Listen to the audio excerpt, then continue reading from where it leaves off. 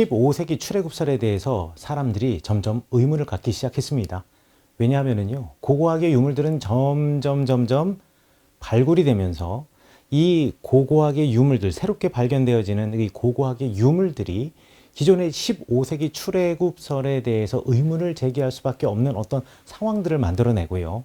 또 그동안 발굴되었던 이 모든 석비라든가 부조라든가 내지는 유물들을 갖다가 비교 분석을 하다 보니 그동안 우리가 가지고 있었던 15세기 출애굽설에 대한 몇 가지 증거들이 좀 퀘스천 마크, 의문을 찍을 수밖에 없는 상황들이 벌어지게 된 거죠. 예를 들자면 이런 겁니다. 여러분들이 잘 아시다시피 1446년에 이 15세기 출애굽설에 이제 가장 중요한 연대가 1446년 아니겠습니까? 이제 여러분들은 이제 기억하시죠? 이때가 출애굽이라고 이야기를 한다고 한다면, 자, 이 출애굽 시대 때의 이집트의 왕이 누구였느냐? 투트모세 3세였습니다. 투트모세 3세는요,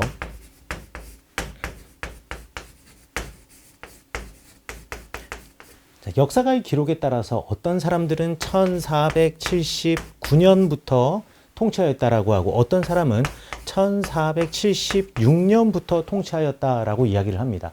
사실 고대 역사에서 몇 년간의 그 시간차는 그게 몇십 년이 아니라 단지 몇 년, 아니 몇십 년도 사실 큰 시간의 차라고는 말할 수는 없겠지만 어찌되었든 몇 년의 시간차는 그렇게 중요하지 않습니다.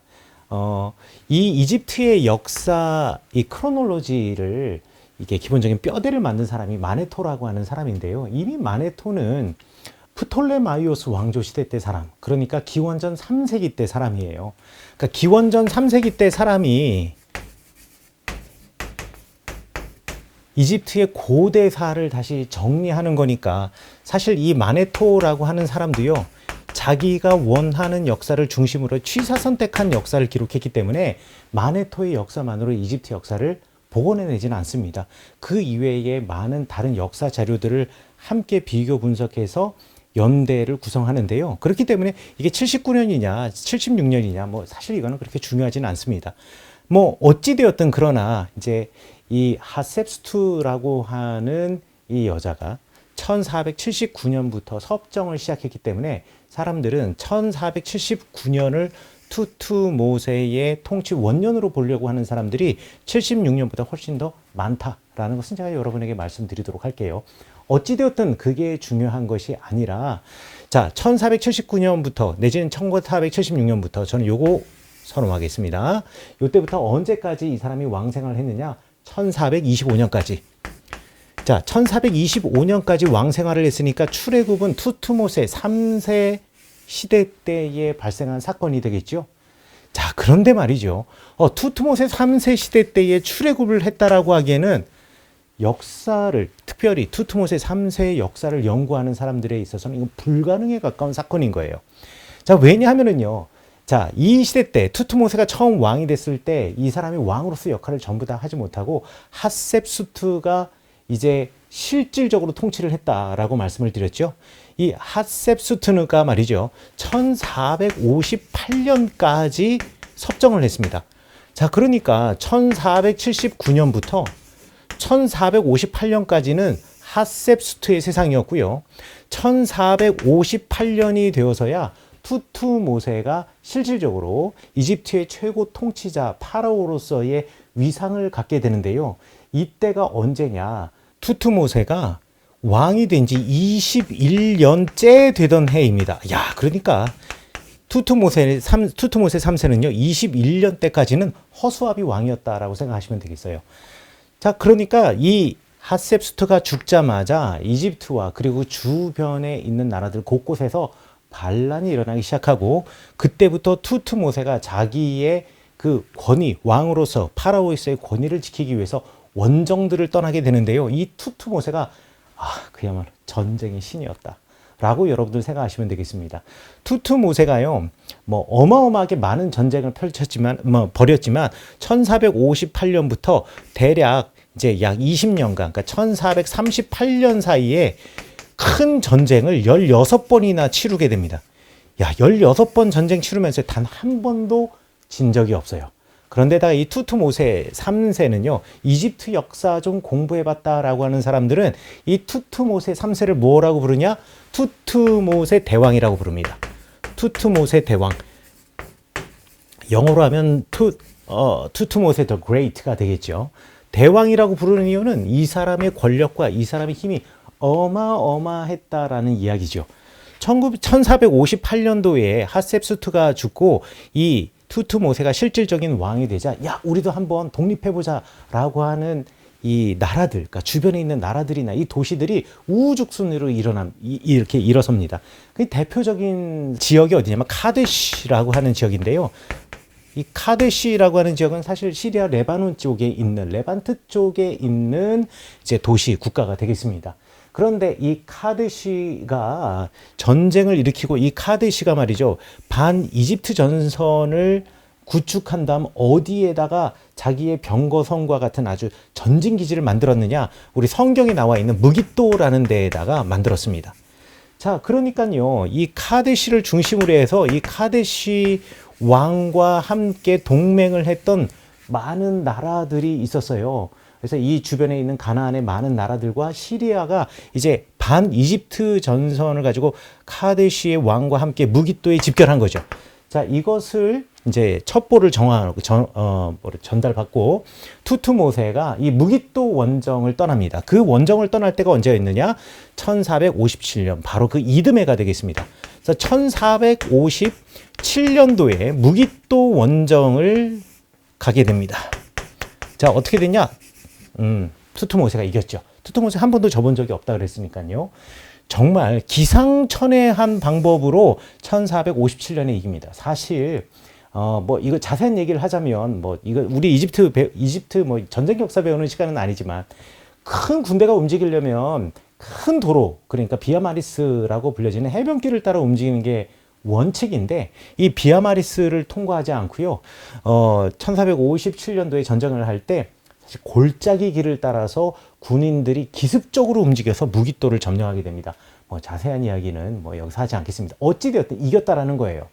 자, 그런데 이 카데시를 점령하고 난 다음에, 그 다음에도 주변에 많은 왕국들이 있는데 이제부터 원정을 떠나기 시작합니다. 그동안 요 무깃도 전쟁, 1457년에 시작한 이 전쟁으로 사람들, 주변에 있는 국가가 이제 동요를 할까봐 이때부터 가나안과 시리아, 레바논 지역을 쑥대밭을 만들어 놓습니다. 그 쑥대밭을 만들어 놓는 전쟁이 이 1457년부터 시작해서 20년간 계속한 거예요. 그러면서 한 번도 지지 않았던 거죠. 그 중에서 가장 인상적인 전쟁이 뭐였느냐? 이 투트모세 3세가 치른 8번째 전쟁입니다. 8번째 전쟁인데요. 이 8번째 전쟁은요, 누구랑 싸우느냐? 미타니 사람들과 싸웁니다. 자, 미타니 제국이랑 싸우는데요. 이 미타니 제국은 누구냐? 유프라테스 강 건너편에 있는 나라가 미타니 왕국이었어요. 그런데 이 사람과 전쟁을 해서 드디어 이집트 역사상 처음으로 이집트 제국의 파라오가 유프라테스 강을 건너서 메소포타미아의 왕국을 무너뜨리고, 메소포타미아 왕국이 이집트 제국에 공물을 보내고 그리고 선물을 보내던 시대가 바로 투트모세가 개척한 시대였다라는 거예요. 그래서 투트모세는 투트모세 3세라고도 부르지만 투트모세 대왕이라고 부르는 겁니다. 이집트 문명과 메소포타미아 문명, 두 문명의 충돌에서 이집트 문명이 메소포타미아 문명을 꺾고, 메소포타미아 문명의 나라 미타니, 가장 큰 나라 중에 하나였던 이 미타니가 이 이집트의 속국이 되었고, 그리고 뭐 속국이라는 표현보다 뭐 속국이라고 말할 수 있죠. 뭐 조공을 보내고 공물을 보냈으니까. 그리고 이때 당시에 이제 신흥 강국으로 떠올리려고 막 꿈틀꿈틀 대던 사람들이 있었는데, 이게 고대 아시리아 제국도요. 여기 이 투트모세 대왕에게 야, 밑보이면 죽겠다 싶어서 계속 선물을 보내고 하던 시대가 바로 이 투트모세의 시대 때인데, 이때 미타니 전쟁으로 드디어 전 세계, 그때만 해도 전 세계라고 한다면은 이집트와 메소포타미아라고 말할 수 있는데 전 세계를 처음으로 통일했던 왕이 투트모세 3세다라고 해도 과언이 아니다. 요때가 언제였냐? 1440 너무나 아이러니하게도 6년입니다. 자, 1446년이 투트모세 3세가 전 세계를 통일하고 최강대국으로 부상했던 시기인데 그때 출애굽을 했다고요?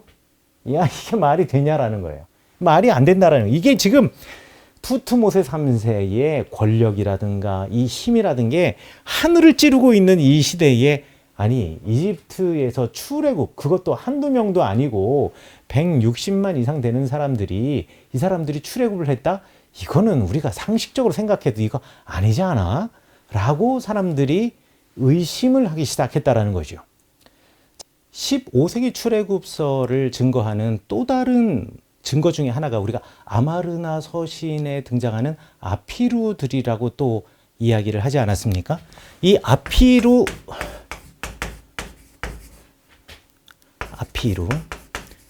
하는 사람들이 마치 히브리와 그 발음이 비슷하다. 이 아피루를 갖다가 뭐 어디에서는 하비루라고 부르기도 합니다만, 자, 그런데 이 고대 아카드어나 이런 곳에서 이 모음이 없어요. 모음이 없기 때문에 요 A를 갖다가 우리 어떻게 표현하면 이렇게 표현하고요. 요게 아피루를 표현하는 방식인데요. 이 아마르나 서신에서 이 아피루가 총 9번 등장을 합니다. 9번 등장을 하는데 이 아피루들의 역할이 뭐냐면 이집트가 관리하고 있던 이 가나안 지역이라든가 아니면 시리아 지역, 그 다음에 이 고대 레반트 지역에 있는 도시 국가들을 괴롭히는 사람들의 이야기, 그 괴롭히는 사람이 바로 아피루들이다라고 이야기를 합니다. 어떤 사람들은 여기 정말 이 아마르나 서신에 아피루들이 많이 나온다. 여러분 어떤 책들을 보거나 어떤 아티클들을 보면 9번이 아니라 125번 나온다라고도 이야기를 하거든요. 사실 125번 나오면 뭐 어마어마하게 많이 나오는 거랑 마찬가지죠. 그런데 이 105번이라고 이야기를 할 때 이 125번을 이야기하는 이유는 사실 아피루라고 하는 사람들만 있었던 것이 아니라 그때 당시 이 아피루의 또 다른 이름이라고 이 15세기 출애굽서를 주장하는 사람들이 말하는 표현이 있습니다. 이게 뭐냐면 한국말로 해도 조금 좀 그렇습니다. 좋아요. 뭐 어감은 좋아요. 싸가지입니다. 싸가지라고 이야기 생각하시면 돼요. 히브리들은 이 아피루들은 진짜 싸가지가 없다. 아니네, 아피루들은 되게 싸가지다. 뭐 이렇게 생각하시면 될 것 같아요. 이렇게 하면 금방 외울 수가 있습니다. 저는 그렇게 배웠어요. 싸가지. 이 사람들이 아피루들과 이제 동일하게 서로 혼용해서 사용할 수 있더라. 연구를 해보니까. 그래서 이 아마르나 서신에서 125번의 아피루들이 등장한다라고 말하지만 사실 그렇지 않습니다. 아피루들은 딱 9번 등장하고요. 나머지는 다 싸가즈라는 이름으로 등장을 하는데 그럼 아피루와 싸가즈 이게 무슨 의미를 가지고 있느냐? 사실은 이 아피루라고 하는 말을 사람들이 어근을 찾기 위해서 정말 많이 노력을 했습니다. 근데 히브리어 중에 아파르라고 하는 말이 있어요. 아파르라고 하는 말은 무슨 뜻이냐면 먼지, 티끌 이런 뜻입니다. 먼지, 티끌. 자, 그런데 실질적으로 이 아카드어에서도 이 단어가 의미하는 말은 똑같은 의미를 가지고 있습니다. 그러다 보니 이 아피루들은 어떤 사람들이냐? 먼지와 티끌을 뒤집어 쓰고 다니는 유목민들이다. 이렇게 이제 해석을 했고요. 또는 이 먼지와 티끌로 늘 이렇게 뭐 지저분한 사람이니까 이런 사람들을 갖다가 비하하는 단어다라고 사람들이 이해를 했습니다. 그리고서 이것이 하비루, 히브리와 연결을 시키려고 했던 거죠. 그러나 이제 언어학적으로 우리 접근을 해보면 히브리인들을 표현하는 표현은 이 아파르와 같이 아인, 그 다음 페이 레쉬를 사용하는 것이 아니라 아인, 베트 레쉬를 사용합니다.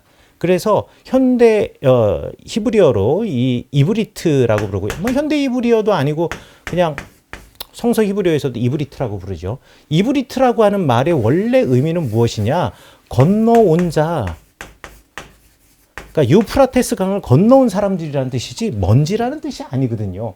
발음은 유사하지만 서로 다른 어근을 가지고 있기 때문에 서로 관계가 없다라는 것이 첫 번째 반박이고요. 두 번째는 갖가지 이 문맥을 봤을 때 이 아피루나 싸가지의 등장을 갖다 이야기하는데 사방에서 이제 편지를 보냈다 그랬잖아요. 그런데 말이죠. 편지를 보낸 데가 저기 시리아의 뭐 어디 다메섹, 그 다음에 저기 어디 위쪽에 있는 뭐 비블로스, 뭐 이런 쪽에 있는 왕들이나 행정관들이 큰일 났어요. 아피루들이 와요. 싸가지들이 와요. 그래가지고 우리 도와주세요. 라고 편지를 보낸다라는 겁니다. 그런데 이 히브리인들, 그러니까 출애굽한 이스라엘 백성들이 12개의 지파로 땅을 나누어 주었을 때 이곳을 간 적이 없어요. 이쪽은 해당되지 않는 곳이에요. 그러니까 성경과 서로 맞지 않지 않느냐. 성경과 서로 맞지 않고 왜 갑자기 다메섹이나 비블로스 이런 데에서 저 히타이트 국경 있는 쪽 가까운 데에 있는 도시들이나 이런 곳에서 갑자기 이 싸가지들이 막 등장을 하고 우리를 괴롭히느냐. 이거는 성경에서 말하는 히브리와는 관계가 없지 않느냐.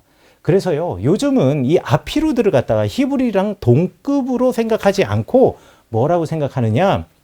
이집트의 입장에서 우리를 괴롭히는 정말 나쁜 사람들, 이 진짜 우리를 괴롭히는 불안당들을 낮추어 부르는 말로 저 먼지 같은 자식들이라고 아피루라고 부른 것이다. 저 먼지 같은 놈들, 저 가치 없는 놈들 이러면서 비하하는 표현이 아피루이지 이들이 성경에 나와 있는 히브리는 아니다라는 것이 현재의 통설입니다. 자, 그러니까 이 아마르나 서신도 15세기의 출애굽설 이것을 증명할 수 있는 근거가 될 수 없다. 그래서 15세기 출애굽설의 몇 가지의 고고학적인 증거들 이것들과 사실 15세기에 정말 이스라엘이 아니라 히브리인 야곱의 자손들이 되겠죠. 야곱의 자녀들과 그리고 온갖 잡족들이 함께 출애굽한 이야기를 이제 증명하는 그 몇 가지 증거들이 좀 의심스럽다라고 사람들이 이야기 또 생각하기 시작했던 거죠. 그러면서 대안으로 내놓은 것이 뭐냐? 15세기가 아니라 13세기에 출애굽했을 확률이 훨씬 더 높다라는 거죠. 자, 그러면 왜 이런 제안을 하게 되었느냐? 왜 13세기설이 등장하게 됐느냐? 자, 이제부터 알아보도록 하겠습니다. 네, 안녕하세요. 비블리아의 이익상입니다. 이익상에게 성경 배우는 김영석입니다. 대사로 투입된 이지입니다. 여기도 보시면은 나시린 규례가 나와 있어요. 이 여인이 신경 쓰지 마라. 언제 가면 다 볼 수 있는 그런 한조 이런 같은 자기 반성은 매우 훌륭한 거 아닙니까?